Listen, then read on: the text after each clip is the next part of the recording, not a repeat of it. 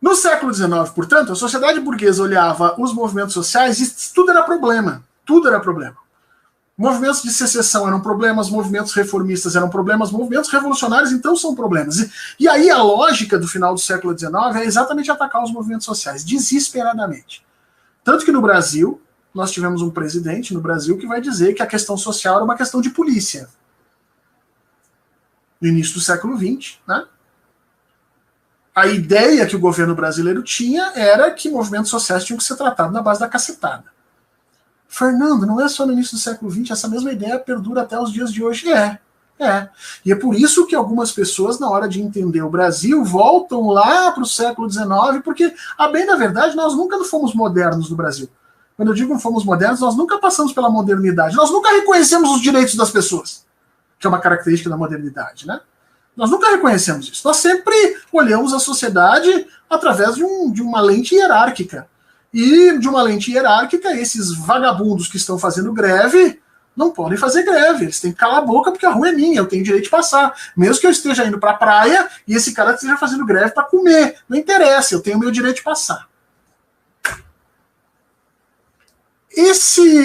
Essa ideia de que os movimentos sociais, portanto, são sempre criminosos, ela vai mudar, vocês não vão acreditar quando. Isso é interessante. Essa é uma sacada muito interessante. Você sabe quem é o primeiro movimento, tirando a esquerda, tá? Tirando tirando a Internacional Comunista, tirando as tentativas de organização dos trabalhadores, a Organização Internacional do Trabalho, por exemplo, é de 1919, tirando a galera que já no finalzinho do século XIX tenta fazer isso, e tirando os movimentos emancipatórios que acontecem em Alemanha e Itália, que vão, obviamente, fazer parte daquele grupo de ideias para a unificação alemã e unificação italiana, tirando esses movimentos, o primeiro governo que reconhece um movimento social como sendo legítimo é o fascismo. É isso mesmo, pode sentar na cadeira direito. O fascismo reconhece pela primeira vez na história do mundo, naquele momento, o movimento social fascista como legítimo, como legal. Porque até então, todo movimento social era entendido como contrário à estrutura de governo. E, portanto, eram todos eles ilegais. Dado que a esquerda jamais tinha ascendido ao poder naquele momento, movimentos sociais eram ilegais. Não interessava qual era o jogo político burguês que se estabelecia na parte de cima. Vai ganhar aqui um liberal, vai ganhar aqui um conservador, não interessa se vai ganhar liberal ou conservador. A visão desses dois caras continua sendo que movimentos sociais são criminosos, tem que ser tratado na polícia, com a polícia.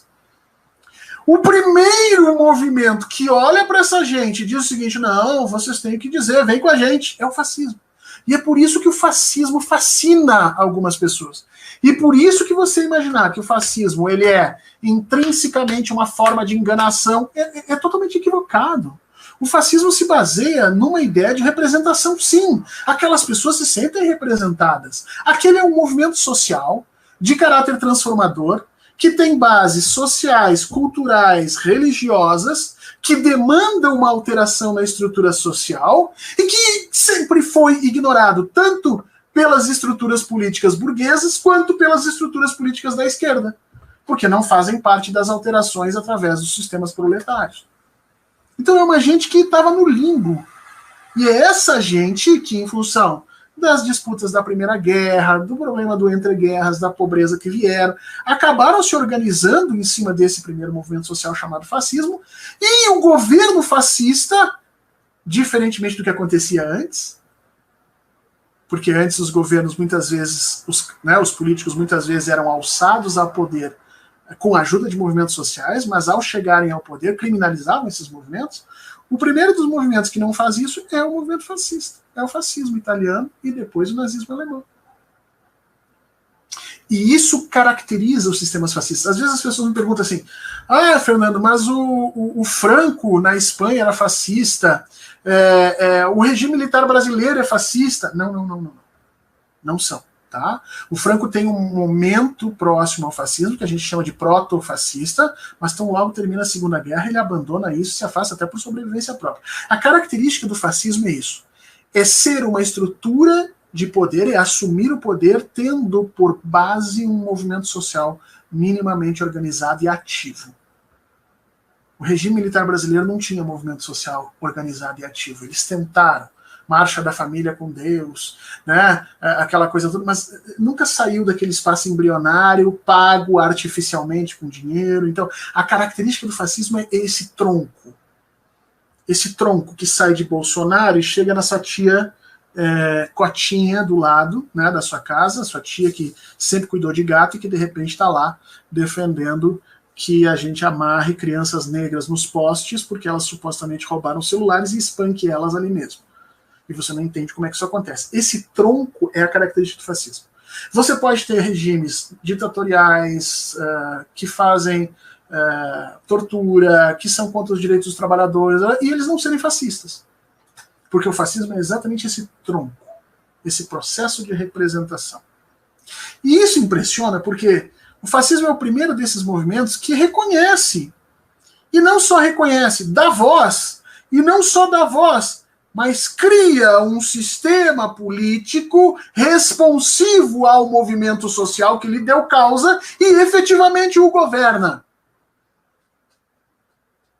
E isso é uma coisa que a esquerda, por muito tempo, virou a cara. Por muito tempo, quando apareceram só as explicações de caráter classista, a esquerda não entendia o fascismo. Não, isso aqui é a burguesia tentando sacanear. Não é. Não, isso aqui é o líder enganando a população. Não, não está enganando ninguém. Levou muito tempo para a esquerda perceber que ela não tinha um monopólio sobre os movimentos sociais mais. E que poderia haver movimentos sociais que buscassem efetivamente transformação da sociedade, mas não para o caminho que nós imaginávamos, o caminho que Marx tinha delimitado, Lenin, Kautsky, a galera toda. Não, poderia haver transformação social para o lado oposto. E isso foi um baque para a esquerda. Nós levamos muito tempo para reconhecer essa situação.